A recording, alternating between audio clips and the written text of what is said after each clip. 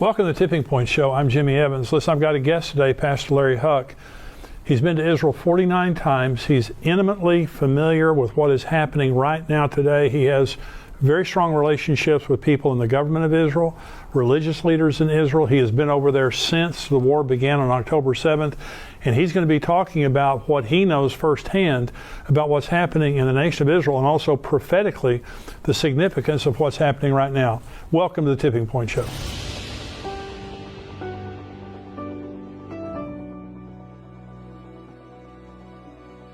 Larry, thank you so much for joining me today. My honor. I'm really glad to be here with you, Jimmy. Well, you know, I said in the introduction, you know, you've received awards from the nation of Israel because of your faithful service and devotion to them for many years, not without a price. Yep. I think anyone who stands up for Israel, there's a price that you pay, but there is an eternal reward that we know of. There is. That God's going to bless those who bless Israel, curse those who curse Israel. And so you have relationships on many levels with the political leaders, religious leaders in Israel. And I want to kind of focus in this talk about what's happened since October 7th, the anti-Semitism, the wars and things like that. But just tell me, in your conversations with some of the leaders of Israel, what are they saying? What are they thinking? Well, you know, right after the war started, I really felt God speak to me to go over there and show my support and stand with Israel. And I was actually at the airport in JFK, and all these Jewish men are getting ready to get on the plane, and this man walks up to me and says, "Are you Israeli?" And I said, "No." And he goes, "I didn't think so." He goes, "Why are you going to Israel? Who are you? Why are you going to Israel?" Because the war had just begun. And I said, "Well, I'm Larry Huck." And the guy goes, "Oh, I know who you are. I've heard of you." And he said, "I just brought hostages to speak to Congress to help get America to stand with Israel." And so when I went over there, Jimmy, it was so sad, because what happened on October 7th is beyond anything that we can imagine. And you and I are about to view a video of that at the embassy Israeli embassy in D.C. And, you know, when I came back, I saw some of the video that you and I are going to see. I talked to hostage relatives. I talked to people that were there. And I later said, I want to apologize for calling Hamas animals, because that's an insult to animals. What they did is nothing more than demonic. But all Israel was seeing is all these pro-Hamas, pro-Palestinian demonstrations. And so from the guy who picked me up at the airport, my driver, to our security, our bodyguards, to politicians, they were tears in their eyes seeing Christians, Gentiles, being vocal and standing up with the nation of Israel. And like I said, we need, the further we get away from October 7th, I'm fearful that we're going to forget why Israel has to defeat this enemy. And Israel is, and I talked about this with politicians over there. I talked about this with army officers. I talked about this with civilians, with religious leaders. Israel not only has the right, but they have the obligation to defeat this enemy. But what we need in America or Australia or England, we need to understand they're fighting that fight not just for themselves, they're fighting that fight for us, because this is a battle between good and evil. This is a battle between civilization and barbarianism, and it's a battle that has to be won. The same people that attacked Israel, you know, you hear on one of the reasons I went over is, one is they kept saying on the media, well, this didn't happen. It didn't really happen. It was made up by Israel. Another thing they said, it wasn't as bad as Israel's making it out. And Jimmy, I stood there in those homes. I stood home after home after home after home after home, where people were butchered and slaughtered in their bomb shelters. The bomb shelters have no locks on the doors, because they're made not to keep terrorists out. They're made because Gaza's right there. They're made if rockets come in and it collapses the house, rescuers can come in and push those doors open. And so we talked to officials that caught Hamas, and they said what we did, the families would go in there and try to hold that door closed. And Hamas said, we would hear babies crying, we would hear women crying, and we would just keep shooting until there were no cries anymore. Or if they couldn't get them out, some of them grabbed a rope or grabbed a bathrobe or a towel and held it where the bullets were going through the door. If they couldn't get them out, they set the place on fire and burned them alive. And so this is evil, evil, evil. Nobody would do these things except by a demonic force. And so what we've got to realize is that, you know, this is not only fulfillment of Bible prophecy for Israel, this is fulfillment of Bible prophecy with us standing or not standing with Israel. I've done dozens and dozens of interviews, and this really is for the church, Jimmy, I believe, an Esther moment. That when Mordecai said to Esther, and so many Christians, it baffles me. And I love doing this with you because you are so vocal on Bible prophecy and you're very, very vocal on standing with Israel. Mordecai said to Esther, if you're silent during this time, don't think you and your family are going to escape. Sure. But then he says, but God will raise somebody up that will stand with Israel. And so what God is saying is two things. One, if you're silent, Genesis 12 says, I will bless those who bless Israel and I will curse those who curse Israel. He said, if you're silent, you and your family are going to pay the price. And you mentioned in your book about Amalek. Yeah. And about Haman being a descendant. Absolutely. Of that same spirit. This is the spirit of Amalek. And it's the spirit that wants to annihilate Israel. And I've said before, and this is what you're saying about demonic, anti-Semitism is not an ideology. Because you can't articulate it. That's right. It's a spirit. It's a spirit of hatred toward the Jews that can articulate the reason why. It can only say that it wants to destroy them. That's all. That's all it is. That's all. And so this is demonic. It's also, I was watching the football playoffs the other night. And Larry, through the football playoffs, there were advertisements against anti-Semitism. Okay, which is great. Yeah. They need to be there. Yeah. But can you imagine the day and time that we live in? It's so global. And in my neighborhood, about 3 weeks ago, there was a pro-Palestinian protest in my neighborhood, about a mile from my house. Yeah. And about 100 people yelling on loudspeakers, apartheid state, genocide, all this kind of stuff.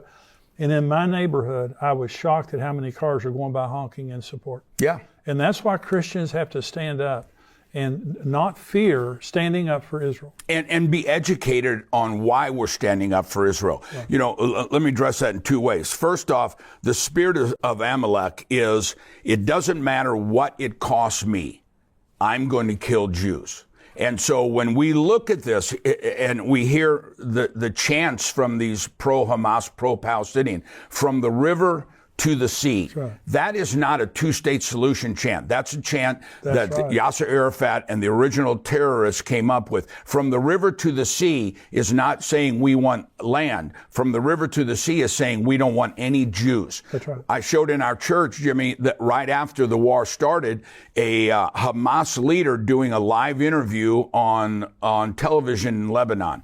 And he said, we will kill every Jew until we're finished. And the lady said, until you get the two-state solution. He goes, no, until there is no more Israel left. Right. And the thing that Americans and the rest of the world need to understand is on October 7th, when Israel was attacked, there was a ceasefire. You know, we're hearing everybody say, we need a ceasefire. Yeah. There was a ceasefire in 1948. Israel didn't break that. There was a ceasefire in 1967. Israel didn't break that. Ceasefire in 1973. Israel didn't break that. Ceasefire on October 7th. Israel didn't break that. Right. Israel has had a ceasefire and won peace.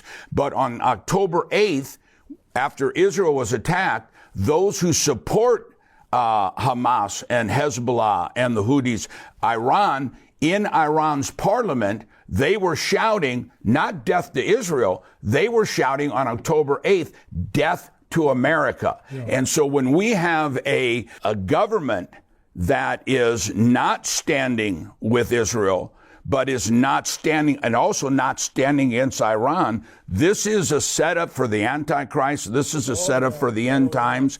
And the spirit of Amalek says, you know, where did the spirit of Amalek first come from? When Israel came out of Egypt, Israel was going this way. The people of Amalek were over here. They came in behind Israel. Israel wasn't even heading towards them. No rhyme, no reason. They came in. And what does the Bible say? It says they attacked the weak, the women, the elderly, and the children. And God says, you will fight the spirit of Amalek for the rest of your life until the Messiah comes. On the day of the attack, the Torah portion for all of Israel was the portion of Noah. And it says, the world will be filled with violence. The word violence in Aramaic is Hamas. And he said, but at the end, this violence will be utterly destroyed. And so what we're seeing is a wake-up, I believe in all my heart, a wake-up call to the church, saying you better stop playing games. You better get serious about serving God. I think in a lot of ways, the church world has gotten kind of lukewarm, and we're just kind of going through the motions in a lot of ways. And this needs to be a wake-up call to realize when God prophesies something in the Bible, it is going to happen. Right. And anti-Semitism, you know, we were talking about, look how fast this is changing. Yeah. It was just a few months ago, I was doing an interview and I said, to be anti-Semitic would not be politically correct. The new anti-Semitism is not down with the Jew. The new anti-Semitism is down with Israel. But since October 8th, this thing has come out of the closet, and instead of just saying down with Israel, you're seeing chanting all over the world, Hitler was right, the gas chambers were right, and so there's a rise of anti-Semitism, and this is a prelude to the very spirit that's going to be in the end times with the Antichrist, with the anti-God, with one world government, and this is a time, just like in Esther, that we need to make a choice. Hey, I want to invite you to come to our Tipping Point Conference that's coming up this year, September 21st, 2024 at Fellowship Church right here in the Dallas-Fort Worth Metroplex. We're expanding the conference this year to be Friday night and all day Saturday. I'll be there along with Pastor Jack Hibbs. He's going to be our special speaker on Friday night, along with Dr. Mark Hitchcock, Max Lucado, best-selling Christian author of all time, my dear friend, also a great prophecy teacher, Pastor Ed Young, Billy Crone, Jonathan Kahn. We have a great lineup of speakers. You're going to be there to worship, to fellowship, and to learn about what God is saying to us in these special times. I want you to come to the Tipping Point Prophecy Conference. If you're an endtimes.com subscriber, you get a 50% discount. Go right now and sign up. Well, it's a lot of pastors, I mean, you and I are both pastors. You know, you want to be sensitive to people and you don't want to be a mean, angry preacher, but you have to speak the truth.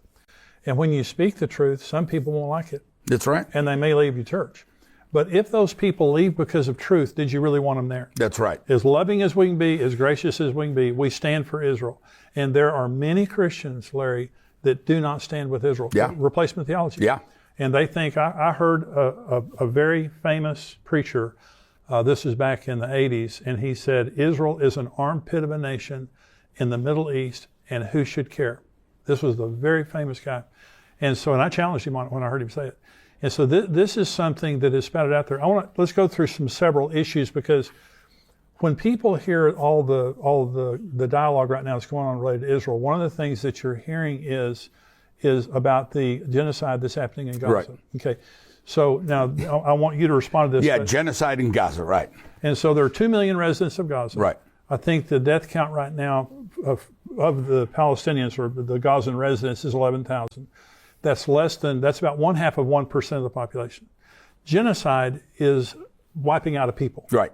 Israel could wipe out the Palestinians in Gaza one day. In one day. Absolutely. They could kill all of them. Israel is the only army in the world, Jimmy, and you know this, that telephones in and said, we're coming in. That's right. Get the civilians out of here, dropping leaflets in. But the word genocide means the annihilation of a people. Right. And what you're hearing on the news is that Israel has been causing and is causing genocide of all the Palestinian people. In 1948, when Israel became a nation, there were 750 to 800,000 Palestinians in that land. Right. Today, there are 5.5 million. So if that's genocide, Israel needs to get their numbers correct, because it's not a genocide, it's a growth. It's not a genocide of Palestinian people. And, you know, Jimmy, I think one of the most important issues is you see these signs all the time talking about Israel is occupying the land. Let's look first off, where did the name of Palestine come from? Right. Okay. You know, well, this has always been the land of Palestine. The name Palestine doesn't exist in the Quran. Jerusalem doesn't exist in the Quran. The name Palestine came from the time, right after the time of Jesus, when Rome occupied all that land. And Rome could defeat Israel physically, but they never could get them to bow down to the false gods. And so the Roman emperor hated the Jews so much, he made a decree. He said, I don't want to ever hear the name Israel again. I don't ever want to hear the name of Judea and Samaria again. From now on, we name this land Palestine. Now, Rome ruled everything, so they controlled the maps, they controlled everything. So the name of Israel, the name of Judea and Samaria were eliminated, and he said, we're now going to call this Palestine, after the Philistines, which were an enemy of Israel. Right. The Philistines were a little bitty part of land, kind of where Gaza is now, between Israel and Egypt. The Philistines weren't even Arab. The Philistines were descendants of Greece. They were a war type of people, but they weren't Arabs. But he said, these are the people that hate Israel, and so we're going to name their land after these people. During the Babylonian captivity, the Philistines were taken into captivity and never returned. So there's never been a Palestinian state. There's never been a Palestinian flag. There's never been a Palestinian government. This is all modern fallacy that the world has embraced as if it's historical fact. Where this happened is that in 1948, well, we'll go back for 400 years, from 1517 to 1917, all of that land, all what we call the Middle East, was ruled by the Ottoman Empire. The Ottomans were not Arabs. They are Muslim, but they're not Arabs. So all of this is the Ottoman Empire, not Philistine, not Arabs, the Ottoman Empire. When the Ottoman Empire partnered with Hitler in World War I, they were defeated, and so the Allied forces came in and said, okay, here's the Middle East. We're going to divide this up. It's not the Ottoman Empire anymore. So here's Lebanon, here's Syria, here's Transjordan, here's Iraq, Iran, here's Egypt, here's the land of Israel. From 1917, you have the Balfour Declaration, you have the San Remus Declaration, and all of this land was divided. In 1948, the only land that was shrunk was Israel, because Israel went all the way up past the capital of Jordan. And so they came in 1948, the Arab nations. Let's let everybody picture this whole table here is the Middle East. It's the Arab nations. If I were to take an ink pen and draw a dot here, that would be Israel. So all of these Arab nations and this dot Israel came against Israel in 1948. Israel won. But from Jordan, they came in, and they occupied that land, which was Israel, right, which is now the world calls the West Bank. God calls it Judea and Samaria. So the ones who are occupying are not the Israelis. The ones who are occupying are the ones who are Palestinian. But Israel said to the United Nations, the League of Nations gave it to them first. Then Israel said to the United Nations, we'll have a two-state solution. They came in after 1948, we'll let them stay. Every Arab nation said, we don't want a two-state solution. Right. We don't want it. You look at when Yasser Arafat and met with Clinton at Camp David. They said, we'll give you everything you want. We just want peace in the Middle East. Arafat got up and walked out.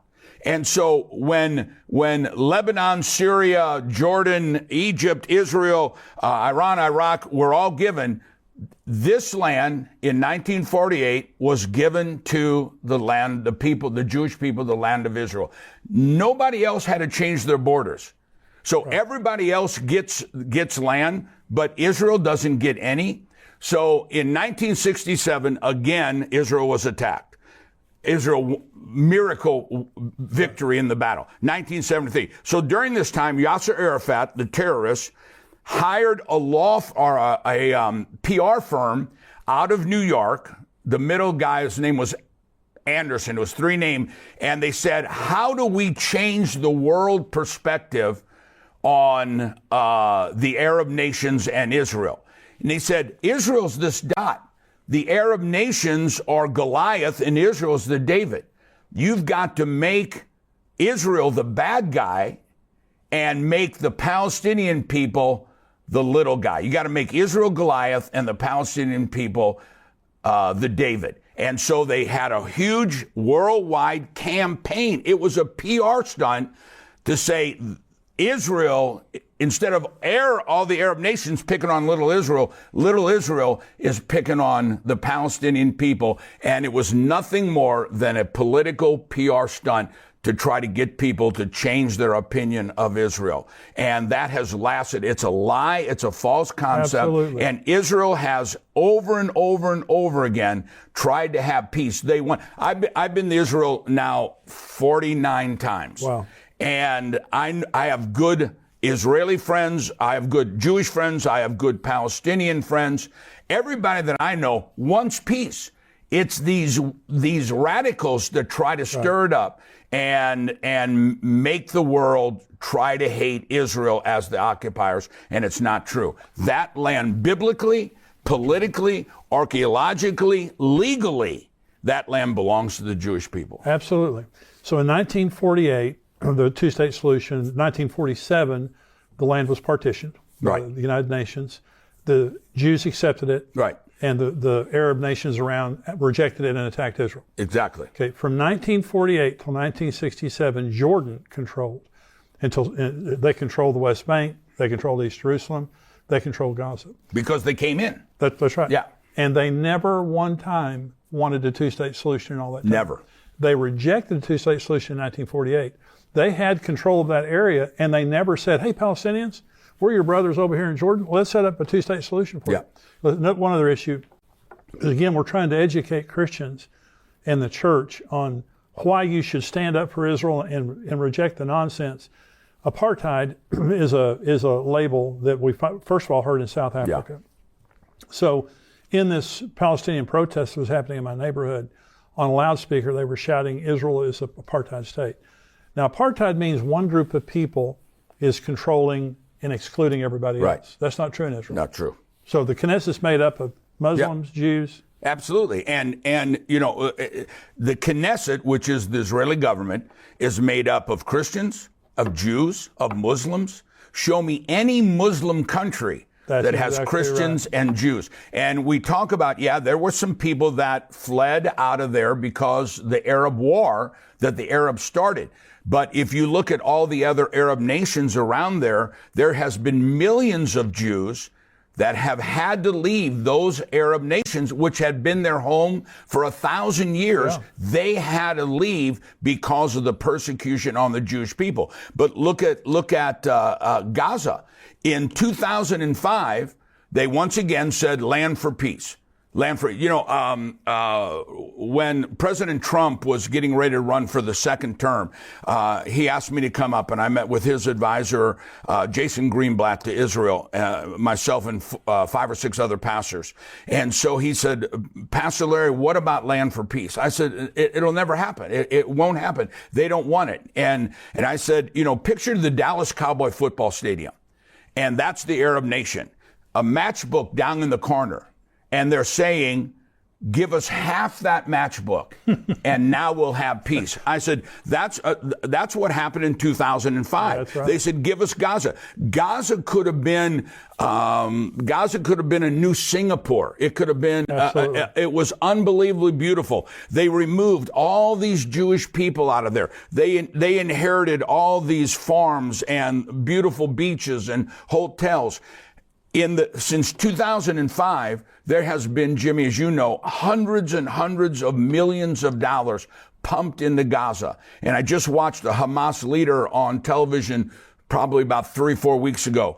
And this interview said, of the hundreds of millions that have come in Gaza, you have 500 miles of underground tunnels for Hamas soldiers, but you don't have one bunker for Gaza civilian. There you go. And he said, we're here for the soldiers. Let the UN worry about the civilians. And so when we're talking about, you brought up genocide, they use civilians, yes, they use Israeli civilians, and they use their own civilians.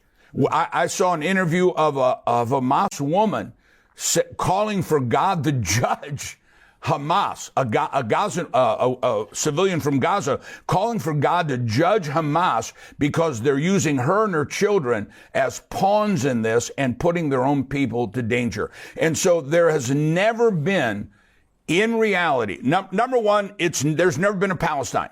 That's number one. There's never been a Palestine. That's a modern day PR New York firm invention.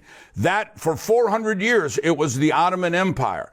And so the whole concept of land for peace is a false concept. They'll tell you this themselves. This is not a war for land. This is a war to eliminate Israel. And a war to eliminate Israel is a war to eliminate God. Yes. And when we talk about, Jimmy, the Esther moment, I believe prophetically, between now and this next presidential election, God is coming into the church, and he's going to separate the wheat from the tares. You know, you brought up Genesis 12. I will bless those who bless Israel.